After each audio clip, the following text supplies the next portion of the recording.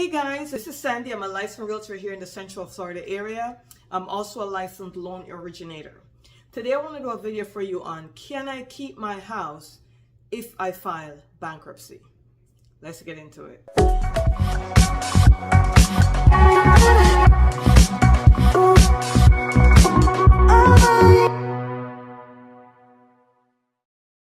Okay, so what is bankruptcy? Bankruptcy is where you're declaring all the debt that you owe. You're declaring to the state that you cannot pay this debt and you're trying to get a clean slate. So you want all the debts to be gone and you want to start off clean. One of the best things to do if you're considering bankruptcy is actually to speak with a bankruptcy attorney. So these are just little tips and stuff that I've learned over the years, but I'm not an attorney, full disclaimer. So if you're thinking of bankruptcy, a bankruptcy attorney will be able to tell you the best route to take. Typically, there's two forms of bankruptcy. There's Chapter 7 and Chapter 13. Chapter 7 is where you're clearing all your debt. Chapter 13 is what most businesses do. Some individuals also do it, where you get all your debt together.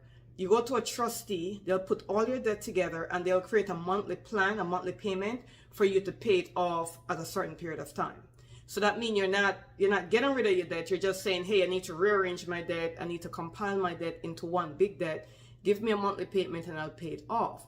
This is one of the things that you would use if you want to protect your home, because they would put whatever back payment you have and the mortgage would be wrapped into that. But what is the difference and how would it affect you? Affect your home in particular? The first thing they're going to look at is how much equity is in the home. If you have enough equity, they're going to look at all the debt that you have. They're going to look at the equity in your home. What's the equity? The equity is the difference between the value of the home and what you actually owe the bank. So if the value of your home, let's say, is $400,000 and the loan amount on the mortgage owed is, say, $300,000, then technically you'd have $100,000 in equity. So they're going to look at that, and they're going to also, the trustee is going to look at this, because there's going to be a trustee assigned to you once you decide to do bankruptcy. Whether you're going through an attorney or not, you will have a trustee. The trustee is going to look at the equity, the amount of equity you have in the home versus the amount of debt you have to pay. They're also going to look at the closing costs associated with selling the home. So even though you have $100,000 in equity, if you were to hire a realtor and all that great stuff, you're going to have closing costs. They're going to also look at that. If you have enough equity to clear the debt, they're probably going to want you to do that. So they would either want you to sell the home at this point, because they may not be able to refinance since you're in the middle of a bankruptcy. So they may want you to sell the home and pay off all that debt. And it also depends upon which chapter. If it's Chapter 7, they may probably want you to sell the house and pay off all the debt. However, if you don't have enough equity in the home, then they're going to allow you to rearrange it or to sell it anyway, because the bank is going to then foreclose, obviously, because you don't have enough equity to keep it. So that's one scenario. Another scenario is if you have no equity and you're filing Chapter 7, which means you want to start over the whole thing. You want to redo the whole thing. You want a clean slate. So you want to get rid of all the debt. So if it's a Chapter 7 and you have debt and there's not enough equity, some state would allow you to still keep the home, but you have to prove that you will be able to pay the monthly mortgage payment once you come out of bankruptcy. So if they got rid of all the other debt and you still keep the home, you're going to have a monthly mortgage payment, and you're going to have to prove that you have enough income to cover this monthly mortgage payment. Hopefully that makes sense. All right. So some state will allow an exemption to your equity, which means they won't be able to touch your equity, but very few states allow this. So more than likely, if you have equity in the home, it's going to play a part in the bankruptcy role. You need to speak to an attorney first if you're considering this altogether. You need to find a very good bankruptcy attorney and give them all the information. This is how much equity I have. This is how much debt I have. What would be my best recourse? Or maybe if you haven't yet gone behind in your mortgage payment, you may or may not be able to refinance and pull that equity out to pay the debt. So it depends. But if you're in bankruptcy itself and you choose Chapter 7 or 13, the equity in your home will play a part, and that will determine if you could keep the home or not.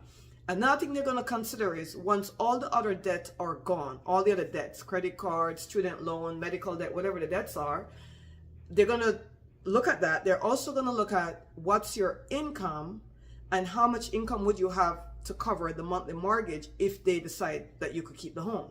So if you're keeping the home, they're going to look at your monthly mortgage, they're going to look at your monthly income to see if your monthly income would be enough to cover the mortgage payment once they eliminate all the other debt. And that has to do with Chapter 7.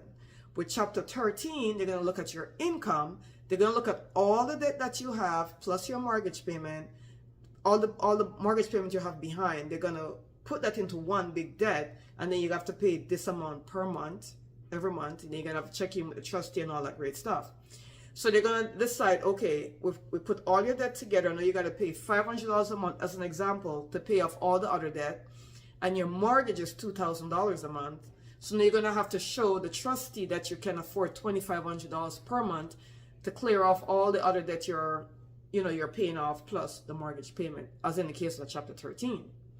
In the case of a Chapter 7, your goal is going to be to get rid of all the debts. They're going to wipe out all the debt and then look at what your monthly mortgage payment is and if you have enough income to cover it. So let's say monthly mortgage income was $2,000 a month. They're going to want to make sure that if they were to wipe out all the other debts, that you will still be able to afford the $2,000 a month. And if there's any equity involved, this is a big key thing, any equity at all, they're going to look at maybe you should sell the home, pull the equity, and clear your debt, and then you wouldn't have to do bankruptcy. Or they might want to do that as part of the bankruptcy filing. That, okay, so let's say, this is a good example actually, I just thought of this. Let's say you had $50,000 in equity, right? But you had $100,000 in debt. They might want you to sell the house to pay the $50,000 off and then bankruptcy into the other $50,000, depending. Depends upon the state, depends upon your family makeup, depends upon the attorney you're using, depends upon if it's Chapter 7 or 13, but that's kind of how it normally is. There is a Chapter 11, and I think they got rid of that years ago because I know there was a big deal about getting rid of Chapter 11. So I think the two biggest one is 7 and 13. Most personal people, like regular people, personal bankruptcy is filed under Chapter 7. Most businesses will file under Chapter 13 because Chapter 13 is where you're reorganizing your debt to make them affordable, but you still want to pay them off. Chapter 7 is where you're clearing everything. You want everything wiped off. You want to get a clean slate to start over. And that's where it gets tricky with the home because they may or may not want you to keep it. But whether you keep it or not, you must prove to the court or to the trustee that you will have enough income to cover the monthly payment, because you don't want to file bankruptcy today, keep the home, and another year or two you're in the same position. So they're gonna do that. Of course, bankruptcy will negatively affect your credit, and this is something you need to speak in great details with once you talk to your attorney. You can also speak to a licensed lender, a licensed loan originator that will be able, or a broker that will be able to go over with you how bankruptcy will impact your credit. So let's say if you wanted to file for bankruptcy, you wanted everything gone, you want the house gone, you want a clean slate. Question now becomes, how long would I have to wait before I could buy a home? And that is going to differ state by state. Typically, it's going to be 3 to 5 years. And then you're going to have to, then the bank is going to look at on your credit from the time of bankruptcy until now you want to buy a home. How were you with your credit? What's your credit score now, right? So with the exception of the bankruptcy, how did you angle your credit? How much credit cards do you have? Did you have more medical bills? Do you have student loans? Are you paying them? What is your payment history? They're going to be very astringent on that to make sure that you're a good candidate to buy another home again. So the big question is, okay, Sonny, that's all great and good, right? You're asking. Question is, can I keep my home if I file for bankruptcy? Yes, you possibly can. It's going to depend upon everything I just discussed, plus talking to an attorney as well. Remember, guys, to subscribe to our channel, of course, because we're always coming up with great stuff. And also press on the little bell so you'll be notified each time we get another, we put out another video. I keep forgetting to say this. Anyway, my name again is Sandy. If you have any questions or want to go over anything in pertaining to this subject or anything else real estate or mortgage wise, feel free to give us a call, send us a text. The number should be somewhere up here, somewhere below there, and we can arrange either a phone call, a quick phone consultation, or a Zoom call. Thank you so much for listening. See you on the next video.